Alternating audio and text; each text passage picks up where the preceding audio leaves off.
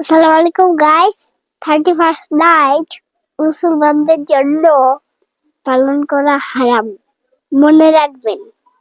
31st night মূলত পাশ্চাত্যের বিনোদন ভিত্তিক সংস্কৃতি। এই রাতে সাধারণত অশ্লীলতা, নাচ গান, অবাধ মেলামেশা, মদ্যপান ও নৈতিকতা বিরোধী কাজের বিস্তার ঘটে, যা ইসলামে স্পষ্টভাবে হারাম। এতে সময়, অর্থ ও চরিত্রের অপচয় হয় এবং মুসলমানদের ঈমানী মর্যাদা ক্ষুণ্ণ হয়। তাই ইসলামের দৃষ্টিতে এ ধরনের উদযাপন পরিহার করা ফরজ দায়িত্বের অংশ।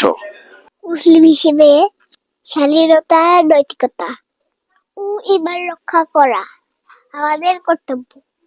তাই গুনাহের উৎসব নয়, বরং ইবাদত, দোয়া, আত্মগঠন ও ভালো কাজের সংকল্পেই নতুন বছর শুরু করা উচিত।